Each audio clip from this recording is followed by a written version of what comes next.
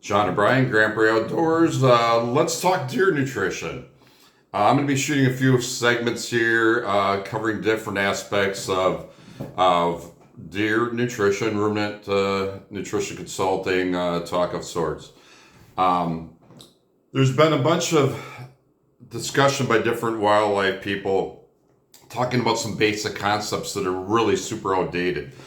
There's very few people that are ruminant nutrition consultants in the wildlife industry or have been in their career. And so there's so much misinformation. I'll admit that a lot of it drives me nuts. So I tend to get a little geeky. We're going to try not to be that way here today. We're going to try to cover some basic concepts and things that are overlooked. So a deer is not a pig. A deer is more like a goat, whether people realize it or not. They're ruminant. So their whole makeup is to eat, lay down, chew their cud, which there's reasons for it. We're not going to get into that with this edition. But an example is so many people might want to go out and bait and put a whole bunch of corn out there, or things that make me cringe like sugar beets or potatoes, which can be really harmful because of their high sugar content.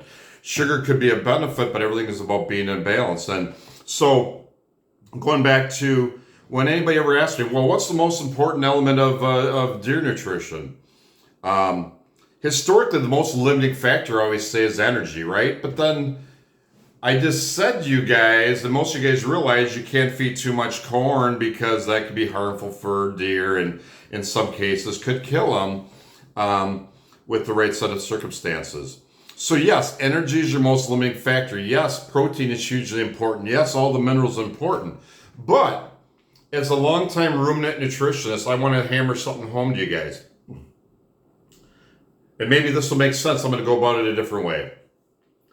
So back when I was still consulting with a lot of larger dairy farmers one-on-one, what were we eventually doing in some of these rations? Putting straw in there. There's very little benefit nutritionally to straw. Let that sink in. Why were we adding straw? For the effect of fiber. From day one, as a ruminant nutritionist, as a wide-eyed kid out of University of Wisconsin-Platteville and become one of the first independent ruminant nutritionists in the United States, which I'm a hell of a lot proud of. When I walked into a client's land, or they called me and they wanted me to solve their issues, it is all about the base of the nutrition pyramid. Fiber.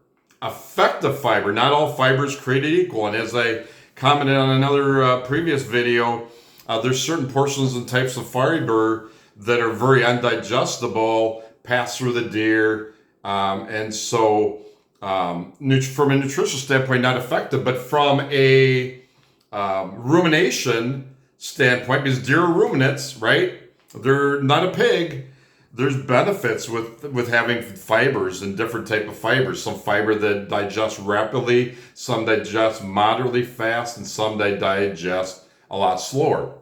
You can't have too much fiber that takes forever to break down, and I'm not going to get into all the reasons for that, but you see net energy loss, as simple as that.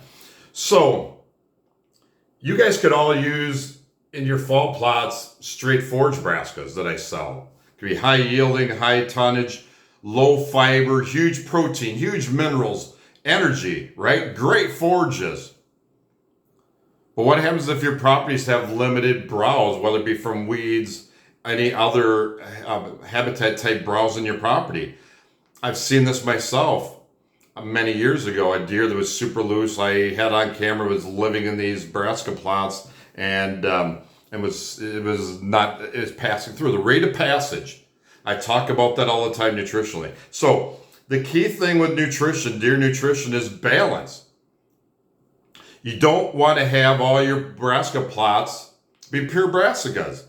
That's why I have my clients use diverse sets of brassicas. Some cases we're adding spring grains or winter grains to your brassicas. Some are adding annual clovers to your brassicas. And I love having it in a tiered approach.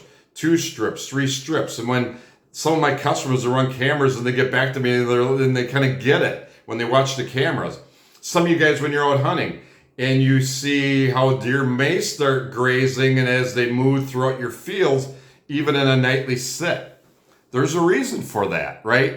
And I got a number of stories I could share that I observed last year, knowing that it would happen. That's why we lay out some of these properties the way they do, thinking about where the deer are bedding, where you want to place them eventually. That's some strategy beyond nutrition. So the base of the pyramid is always enough effective fiber. That's why when some of you guys let your properties get depleted completely with browse, that can be detrimental. So in those cases, you need to consider that when you're planting your wildlife forages, to have some forages that are rocket fuel, right? I mean, you can't just plant all rocket fuel because, I'll give you another analogy I tell customers.